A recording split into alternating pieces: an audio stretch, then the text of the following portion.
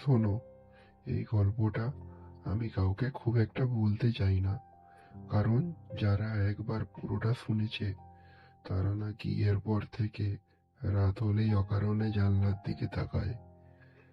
কিন্তু তুমি যেহেতু শুনতে চেয়েছো, তাই বলছি।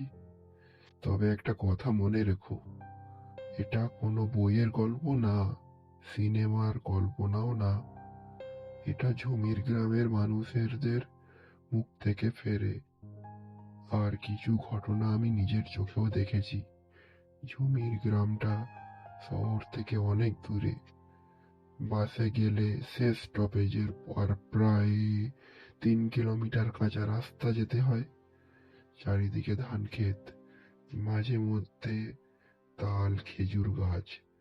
দিনের বেলা গ্রামটা খুব শান্ত, যেন কিছুই হয় না। কিন্তু রাত নামলেই গ্রামের চেহারাটা বদলে যায়, বিশেষ করে অমাবস্যার রাতগুলো। গ্রামে ঢোকার মুখেই একটা বড় বটগাছ আছে, এত পুরনো যে কেউ জানে না কবে থেকে দাঁড়িয়ে আছে। বয়স্করা বলে ব্রিটিশ আমলের আগেও নাকি ওই গাছটা ছিল। দিনের বেলা ছেলেপুলেরা ওখানে খেলে, গরু বাঁধা থাকে, কিন্তু সূর্য ডোবার পর কেউ ধার কাছেও যায় না, কারণ ওই বট গাছের নিচে নাকি ওরা বসে। আমি প্রথম ঝুমির গ্রামে যাই প্রায় 10 বছর আগে। মামার বাড়ি ওখানে। তখন শহরের ছেলেদের মতো আমার এসব ভূত প্রেতে তেমন বিশ্বাস ছিল না। গ্রামের লোকজন রাতে তাড়াতাড়ি দরজা বন্ধ করে ফেলে, আমি সেটা দেখে হাসতাম। একদিন সন্ধেবেলা মামার উঠোনে বসে গল্প করছিলাম, তখনই দেখি পাশের বাড়ির কাকু খুব তাড়াহুড়ো করে গরু বেঁধে ঘরে ঢুকছেন। আমি জিজ্ঞেস করলাম, এত তাড়া কেন কাকু? তিনি একটু থেমে শুধু বললেন, এই গ্রামে সূর্য ডোবার পর প্রশ্ন বেশি ভালো না বাবা। সেই কথাটা শুনে প্রথমবার আমার গায়ে কেমন যেন লাগলো। রাত নামলো, চারিদিকে অদ্ভুত নিস্তব্ধতা। ঝিঝি পোকার ডাকও যেন একটু বেশি জোরে শোনা যাচ্ছিল। হঠাৎ করে মনে হলো দূরে কোথাও বাঁশি বাজছে, খুব ধীরে, টান টান সুর। আমি জানালা দিয়ে উঁকি দিলাম। মাসি সঙ্গে সঙ্গে বললেন, ওদিকে তাকাস না, যা শুনছো শুনছো, দেখার দরকার নাই। আমি হাসলাম, কিন্তু মনটা কেমন যেন অস্থির হয়ে উঠল।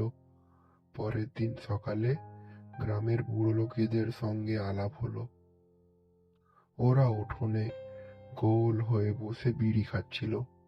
আমি সুযোগ পেয়ে জিজ্ঞেস করলাম, রাতে কি কেউ বাঁশি বাজায় নাকি? একজন বুড়ো দীর্ঘশ্বাস ফেলল, ওটা বাঁশি না বাবা, ওটা ডাক। আমি জিজ্ঞেস করলাম, কার ডাক? আমি জানতে চাইলাম। সবাই চুপ করে থাকলো। তারপর সবচেয়ে বয়স্ক লোকটা ধীরে ধীরে বলতে শুরু করলো, এই গল্পটাই আসলে ঝুমির গ্রামের রাতের কাহিনী। অনেক বছর আগে ঝুমি নামে একটা মেয়ে ছিল। এই গ্রামে খুব সাধারণ পরিবার, কিন্তু মেয়েটার গলা ছিল অসম্ভব সুন্দর। সন্ধেবেলা পুকুর ঘাটে বসে সে যখন গান গাইতো, লোকজন কাজ ফেলে শুনতে আসতো। কিন্তু ঝুমির একটা অভ্যাস ছিল, সে রাতে একা নদীর ধারে যেত। গ্রামের লোকেরা কারণে বারণ করেছিল অনেকবার, কারণ নদীর ওই অংশটার নাম ছিল কালোঘাট। সেখানে রাতে আলো পড়ে না, বাতাসে অদ্ভুতভাবে ঘোরে। এক অমাবস্যার রাতে ঝুমি আর ফেরেনি। পরদিন সকালে নদীর ধারে শুধু তার পায়ের নুপুরটা পাওয়া গিয়েছিল, লাশ পাওয়া যায়নি। গান থেমে গিয়েছিল। কিন্তু তারপর থেকেই গ্রামের রাতগুলো আর আগের মতো রইল না। এর কয়েকদিন পর থেকেই লোকজন রাতে নদীর দিক থেকে গান শুনতে পায়, সেই একই সুর, কিন্তু গলাটা আর মানুষের মতো নয়। আমি গল্পটা শুনে হাসার চেষ্টা করেছিলাম, বলেছিলাম এইসব তো কল্পনা। বুড়োটা আমার দিকে তাকিয়ে শুধু বলল, তাহলে আজ রাতে একা বাইরে যাস না। সেই রাতে বিদ্যুৎ চলে গিয়েছিল। গ্রামে একটা নতুন কিছু নয়। মোমবাতি জ্বালিয়ে সবাই শুয়ে পড়ল, কিন্তু আমার চোখে ঘুম আসছিল না। হঠাৎ বাইরে থেকে আবার সেই সুরটা ভেসে এলো, একবার খুব কাছে। মনে হলো কেউ বাড়ির পাশ দিয়ে হাঁটছে। পায়ের নুপুরের আওয়াজ, টুকটুক করে শব্দ হচ্ছে। আমি ধীরে ধীরে দরজার কাছে গেলাম। ঠিক তখনই শুনলাম কেউ ফিসফিস করে বলছে, দেখবি না, ডাকলে যাবি না।